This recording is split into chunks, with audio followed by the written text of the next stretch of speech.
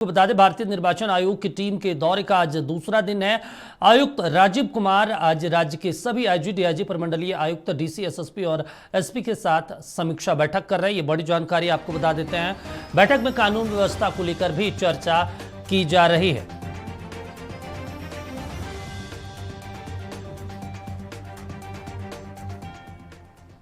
तो बड़ी जानकारी आपको बता दें, बैठक चल रही है। ये बड़ी जानकारी, ताजा अपडेट आपको बता देते हैं। चुनाव और कानून व्यवस्था को लेकर चर्चा हो रही है। ये बड़ी जानकारी आपको बता देते हैं। तमाम जो अधिकारी हैं वो पहुंच गए हैं। आज तमाम अधिकारियों के साथ आईजी, डीआईजी, डीसी, एसएसपी और एसपी मौजूद हैं और उन तमाम मुद्दों को लेकर चर्चा की जा रही है।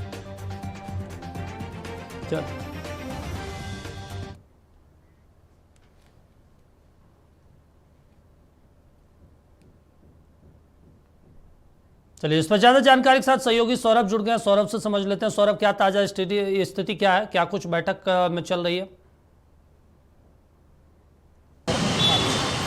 देखिए, भारत निर्वाचन आयोग की टीम अपने 2 दिवसीय दौरे पर रांची पहुंची और जो बैठक का दौर है वो सुबह 9 बजे से ही शुरू हो गया है। दीपक, मुख्य निर्वाचन आयुक्त राजीव कुमार इस बैठक की अध्यक्षता कर रहे हैं और तमाम जो जिले के जो एसएसपीज हैं, डीसी हैं, एसपीज हैं, प्रमंडलीय आयुक्त हैं, डीआईजी और आईजी के साथ यह बैठक चल रही है। और प्रदेश में विधानसभा का चुनाव होना है, ऐसे में यह बैठक बेहद ही महत्वपूर्ण है और तमाम तैयारियों को लेकर यह समीक्षा चल रही है कि कैसे प्रदेश में जो 81 विधानसभा सीटें हैं इस झारखंड में, वहां पर लोकसभा चुनाव को शांतिपूर्ण तरीके से संपन्न कराया जाए, एक निष्पक्ष और पारदर्शिता के साथ चुनाव को संपन्न कराया जाए। तो फिलहाल बैठकों का दौर चल रहा है।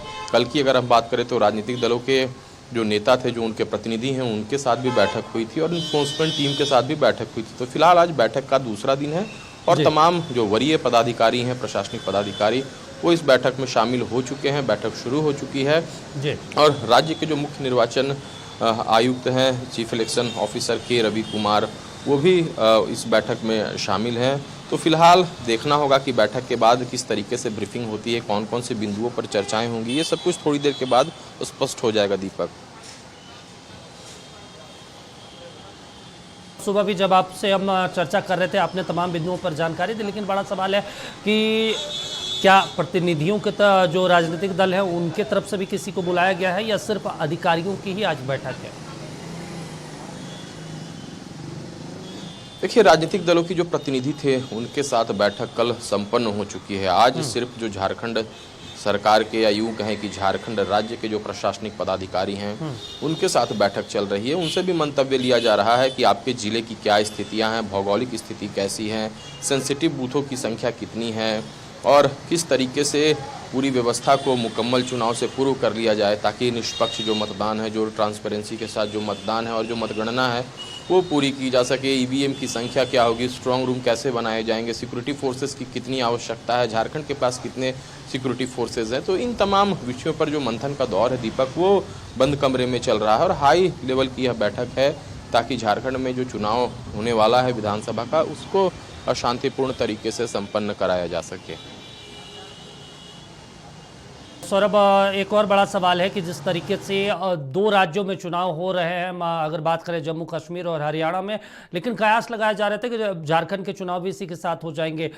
क्या तारीख को लेकर या फिर जो तमाम यहाँ पे पहलू हैं, आप तो लंबे समय से झारखंड की पॉलिटिक्स को समझ रहे हैं, कई चुनावों को आपने कवर किया यहाँ पे, कल कई चरणों को लेकर जो बातचीत चल रही थी, कांग्रेस, बीजेपी, तमाम राजनीतिक पार्टियां कह रही थी कि देखिए नवंबर में जो है झारखंड दिवस हो जाता है, दुर्गा पूजा है, छठ पूजा है, तमाम पर्व त्यौहार है, ऐसे में एक चरण में हो।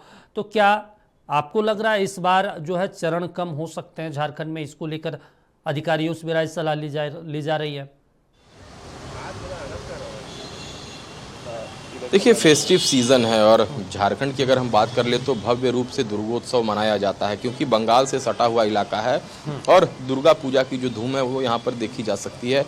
इसके बाद फिर दीपावली और उसके बाद फिर छठ का, जैसा छठ महापर्व का त्यौहार जो है वो भी झारखंड में धूमधाम से मनाया जाता है और इसी बीच राज्य की स्थापना दिवस भी होती है। जब कल राजनीतिक दलों के प्रतिनिधियों के साथ जब चर्चाएं हो रही थी, उस वक्त राजनीतिक दलों के जो प्रतिनिधि थे उनका कहना था कि, कुछ एक दल का कहना था कि एक चरण में ही पूरे चुनाव को संपन्न करा लिया जाए।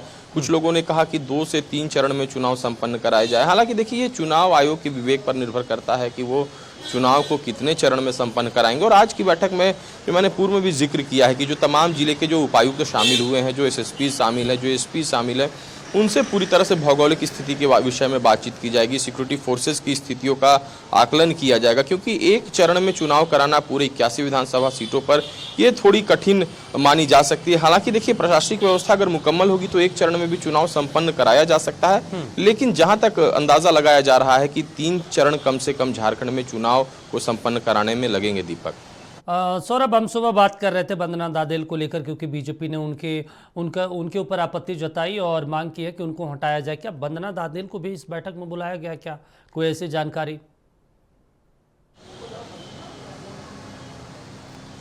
देखिए, फिलहाल बैठक चल रही है, अंदर की तस्वीरें अब तक जो है वो सार्वजनिक नहीं हो पाई है और फिलहाल देखना होगा कि उनकी मौजूदगी इस बैठक में है या नहीं। लेकिन जो मांगे राजनीतिक दल या विशेषकर जो आपने बीजेपी का जिक्र किया है, फिलहाल ये सरकार के विवेक पर निर्भर करता है कि चुनावी कार्य के दौरान उन्हें पद पर रहने दिया जाए या फिर उन्हें पद से किनारा कर दिया जाए। फिलहाल देखना होगा कि क्या कुछ स्पष्ट होता है। अब से थोड़ी देर के बाद बैठक संपन्न हो जाएगी और फिर आने वाले वक्त में सब कुछ स्पष्ट हो जाएगा। कब तक ये बैठक खत्म होगी, कोई जानकारी इसकी? देखिए, 3 बजे तक यह बैठक चलेगी दीपक, और इसके बाद तमाम जो परिदृश्य हैं वो स्पष्ट हो जाएंगे। बैठक के बाद जो तमाम अधिकारी बैठक में शामिल होंगे वो निकलेंगे और वो ब्रीफिंग करेंगे। राज्य निर्वाचन पदाधिकारी जो हैं के रवि कुमार, उनकी ब्रीफिंग होगी और संभवतः मुख्य चुनाव आयुक्त जो है वो भी ब्रीफिंग कर सकते हैं। अच्छा, आपको क्या लग रहा है कि कितने दिनों में ये जो चुनाव है, चुनाव की तारीखों का ऐलान कर दिया जाएगा? क्योंकि अब तो आखिरी चरण कह सकते हैं बैठकों का दौर जो है चुनाव आयोग की। देखिए, संभवतः दुर्गा पूजा के बाद जो है वो प्रदेश में आदर्श आचार संहिता लागू हो सकता है और इसके बाद जो सरकार की जो शक्तियां हैं वो ख़त्म हो जाएंगी और इसके बाद चुनाव आयोग की भूमिका जो है वो महत्वपूर्ण हो जाएगी। हालांकि देखना होगा कि आदर्श आचार संहिता की घोषणा कब होती है। चुनाव आयोग की टीम जब वापस दिल्ली लौट जाएगी, इसके बाद वहाँ से ही ब्रीफिंग किया जाएगा और इसके बाद प्रदेश में चुनाव के, विधानसभा चुनाव के तारीखों का ऐलान होगा। दीपक, चलिए ठीक है सौरभ, आप नज़र बनाए रखें। तमाम जानकारी देने के लिए शुक्रिया आपका। तो आपको बता दें, सौरभ बता रहे थे, जानकारी दे रहे थे कि बैठक चल रही है। बैठक में तमाम जिलों के DC, IG, DIG, SSP, SP मौजूद हैं। कानून व्यवस्था को लेकर चर्चा की जा रही है, कितने चरण में चुनाव होंगे, इन तमाम बिंदुओं पर बातचीत की जा रही है। कौन कौन से ऐसे क्षेत्र हैं जो नक्सल प्रभावित क्षेत्र हैं, उन क्षेत्रों में कितने चरण में चुनाव करवाए जा सकते हैं, वहाँ कितने पुलिस फोर्सेज की तैनाती की जाएगी, इन तमाम बिंदुओं को लेकर विचार विमर्श मंथन किया जा रहा है। आपको बता दें, जब बैठक खत्म होगी, जब उनकी तरफ से कोई स्टेटमेंट जारी किया जाएगा, वो हम लगातार वो तस्वीरें भी दिखाएंगे।